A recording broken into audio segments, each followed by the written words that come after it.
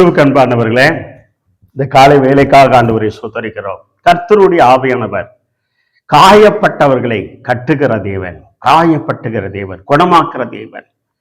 அநேகர் வார்த்தையினால் காயப்பட்டிருக்கிறீங்களா? இங்க வேதவசனம் சொல்லுகிறது, எஸ்ஐயா 61:1 காயப்பட்டவர்களை கட்டுபடியாக ஆவியானவர் என் மேல் வந்திருக்கிறார். காயப்பட்டவர்கள், காயம் பட்டிருக்கிறீங்க. அநேக வார்த்தையினால், அநேக போராட்டத்தினால், அநேக பிரச்சனையினால், அநேக விபத்தினால், அநேக சரீரத்தில் வந்த வியாதினால உங்களுடைய சரீரம் காயப்பட்டு இருக்கிறது. ஆனால் வேதவசனம் சொல்லுகிறது, இயேசுவின் தழும்புகளால் உங்களுடைய காயம் சுகமாகிறது. வேதவசனம் சொல்லுகிறது, ஆண்டவரே ஆண்டவரே ஆவியானவரே, உம்முடைய காயங்களால், உம்முடைய தழும்புகளால் என் காயங்களை குணமாக்கும் என்று சொல்லி இன்னைக்கு காயப்பட்ட அநேகர் இருதயத்துல காயப்பட்ட மனநலவில் காயப்பட்டு இருக்கிற அருமையான இந்த வார்த்தை கேட்டுக்கொண்டு இருக்கிற சகோதரனே சகோதரியே, காயப்பட்டவர்களை தேவன் உன்னை குணமாக்குகிறார். காயப்பட்டவர்களை கட்டுகளை அவர் என்ன பண்ணுகிறார்? அறுக்க அவர் இந்த காயத்தை என்ன பண்ணுகிறார்? ஆற்றுகிறார். தெய்வ பிள்ளையே, அவர் நேற்று இன்று மாறாத தேவன். உலகத்துல டாக்டரால முடியாது, மனுஷனால முடியாது.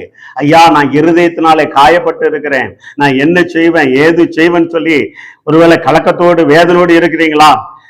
இயேசுவால கூடாத காரியங்கள் ஒன்று இல்லை. உங்களுக்காக அவர் காயப்பட்டார், உங்களுக்காக அவர் காயப்பட்டார்.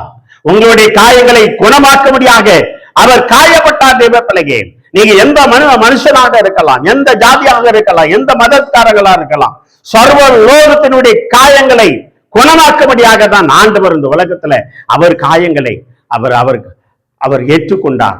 அவருக்கு அதான் வேதவசனம் சொல்ல, அவர் தழும்புகளாலே சுகமாக்க போறோம். இன்னைக்கு ஆணி வாய்ந்த கரங்களாலே தொட்டு உங்கள் காயங்களை அவர் குணமாக்க போறார்.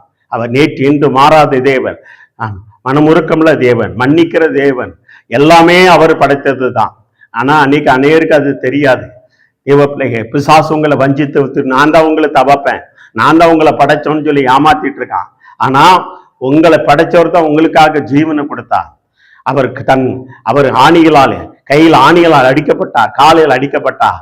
அந்த தழும்புகளாலே உங்கள் காயங்கள் குணமாக்க வல்லவராகி இருக்கிறார். இந்த வார்த்தை கேட்டுக்கொண்டு இருக்கிற அருமையான தேவ பிள்ளையே, சகோதரி, நீங்க எந்த இடத்துல இருந்து கேட்கிறீங்கிறது அல்ல, இன்னைக்கு உங்கள் காயங்களை குணமாக்க வல்லவராய் இருக்கிறார்.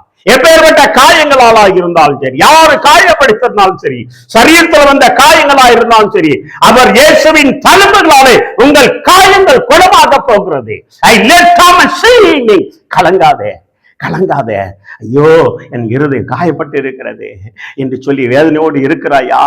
உன் காயத்தை ஆண்டவர் குணமாக்க வல்லவராய் இருக்கிறார். எத்தனை பேர் விசுவாசிக்குங்க? இன்னைக்கு கர்த்தருடைய ஆவியானவர் என்னோடு கூட பேசிக்கொண்டு இருக்கிறார். இயேசு என் காயங்களை சுகமாக்குவார் சொல்லி நீங்க யாராக இருந்தாலும் சரி, இயேசுவே என்னுடைய இருதய காயங்களை நீர் குணமாக்கன்னு சொல்லி நீ கேட்கும் பொழுது ஆண்டவர் உன் காயங்களை குணமாக்க வல்லவராய் இருக்கிறார். இப்பொழுது ஒரு வல்லமை கடந்து வருகிறது.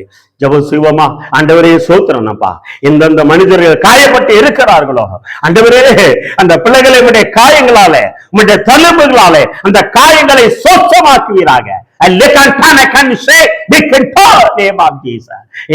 மாறாத தேவன் அப்பா, நீர் காயங்களை குணமாக்குற தேவன் அப்பா, ஆறாத காயங்களால் ஆற்றுகிற தேவன் ஆண்டவரே, காயங்களை கட்டுகிற தேவன்.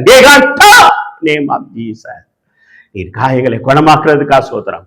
நம்முடைய பிள்ளைகள் வல்லமை இறங்குறதுக்கா சோத்திரம். Touch the name of Jesus. குணமாக்குவீராக. இயேசுவின் நாமத்தால அப்பா ஜெயம் எடுக்கிறோம் நல்ல தந்தையே. அமேன், அமேன், அமேன். அல்லேலூயா, சோதரம். எனக்கு அருமையானவர்களே, இயேசு உங்கள் காயங்களை சுகமாக்குறார். இயேசுவே என்று சொல்லி கூப்பிடுங்க. எத்தனை விசுவாசிக்கிறீங்களோ உங்களுடைய காயங்களை குணமாக்கி தேவன் உங்களை விடுதலையாக்கி ஜெயத்தை கட்டளையிடுவாரா? அமேன், அமேன், அமேன். God bless you.